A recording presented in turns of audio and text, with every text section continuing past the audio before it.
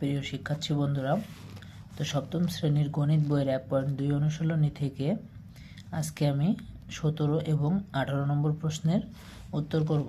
তো এর গত ক্লাসে আমরা 15 এবং 16 নম্বর প্রশ্নের উত্তর করেছিলাম। তো আজকে আমরা 17 এবং 18 নম্বর প্রশ্নের উত্তর করব। তো চলো দেখি 17 নম্বরে প্রথমে কি বলা হয়েছে। একটি সমবায় সমিতির যতজন সদস্য ছিল প্রত্যেকে তত 20 টাকা করে চাঁদা দেওয়ার মোট 2020 টাকা হলো ওই সমিতির সদস্য সংখ্যা নির্ণয় করো। তো কি বলা হয়েছে, একটি সমিতির যতজন সদস্য ছিল, এখানে বুঝতে হবে যতজন সদস্য ছিল প্রত্যেকে তত 20 টাকা করে, মানে সমিতিতে যতজন আমাদের সদস্য ছিল সবাই কয় টাকা করে দিল, 20 টাকা করে দিল। 20 টাকা করে দিলে আমাদের কত টাকা হলো, মোট 20,480 টাকা হলো। তো ওই সমিতির সদস্য সংখ্যা কত টাকা, এটা আমাদের বের করতে হবে। তো চলো সমাধানটা করি।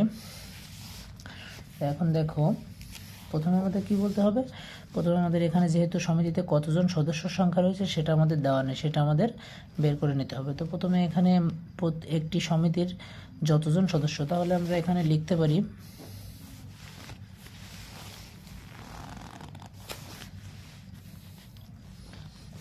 সমিতির সদস্য সংখ্যা। প্রথমে আমাদের যেহেতু সদস্য সংখ্যা বের করতে হবে, তাহলে আমরা লিখতে পারি সমিতির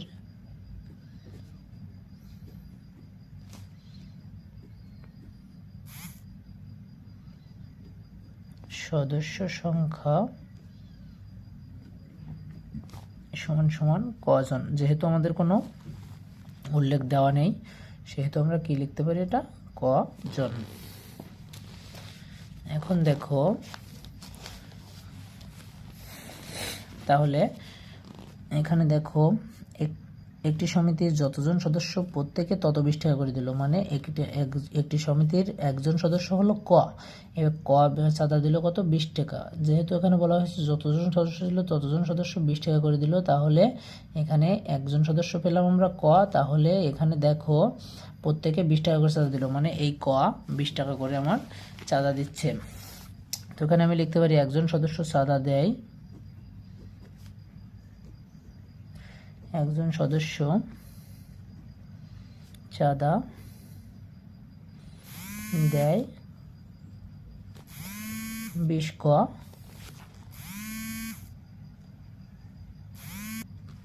20 ক টাকা, 20 ক টাকা।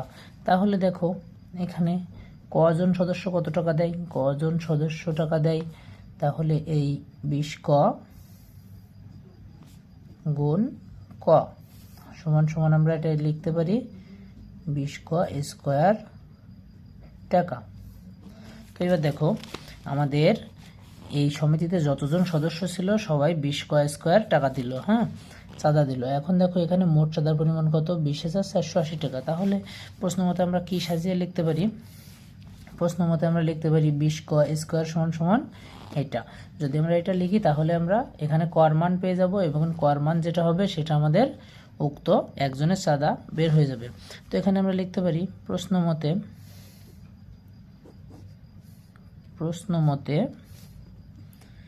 20 ক স্কোয়ার সমান সমান 20,480 টাকা।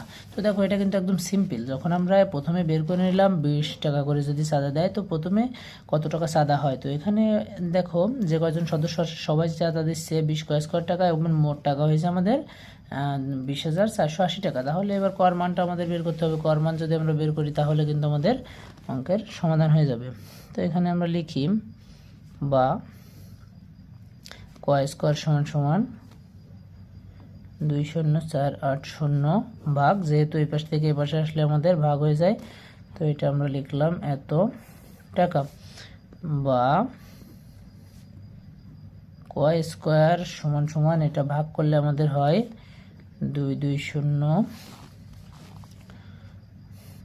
10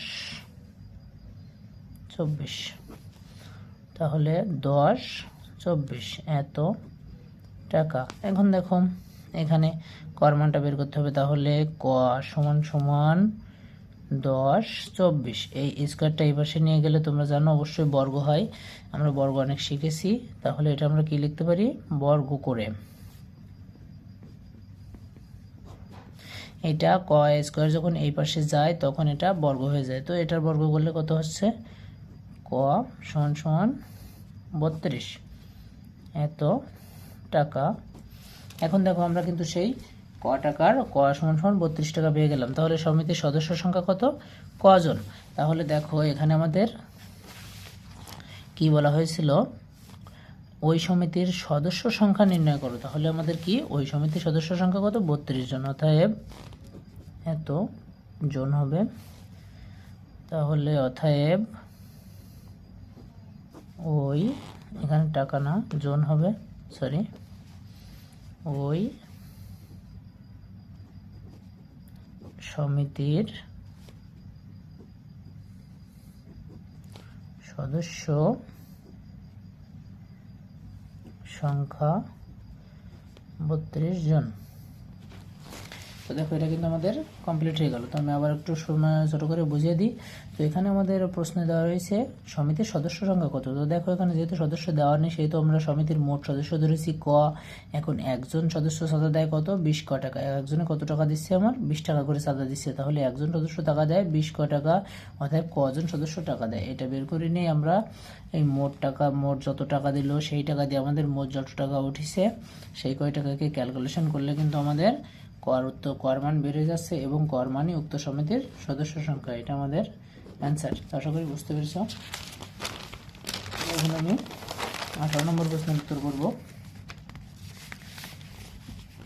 18 নম্বর প্রশ্নে কি বলা হয়েছে, কোনো বাগানে 1800টি চারা গাছ বর্গাকারে লাগাতে গিয়ে 36টি বেশি হয়ে গেল, প্রত্যেক সারিতে চারা গাছের সংখ্যা কত?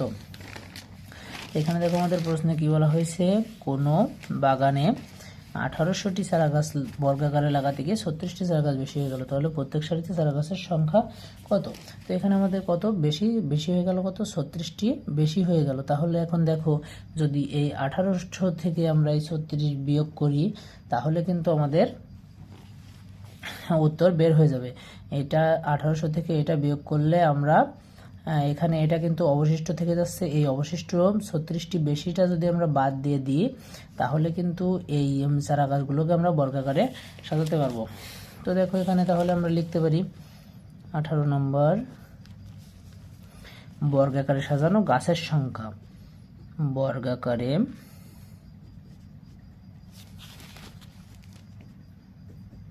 সাজানো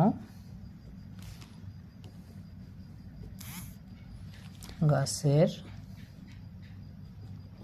সংখ্যা সমান সমান 1800 বিয়োগ যে 36 আমাদের বেশি ছিল সেই বেশিটা আমরা বাদ দিয়ে দিলাম।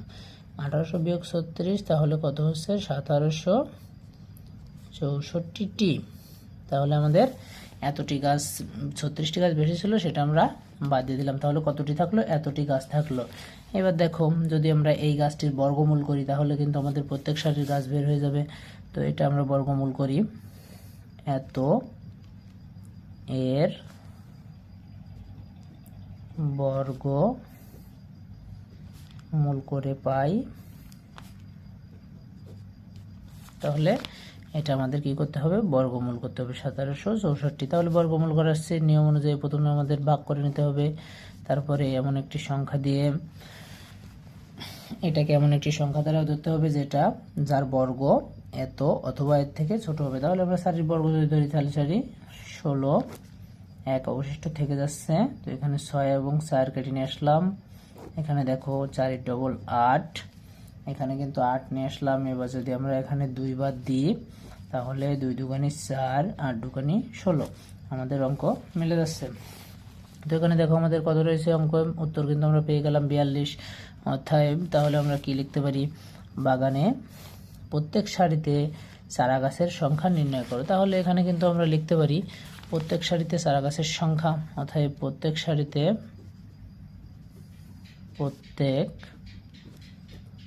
সারিতে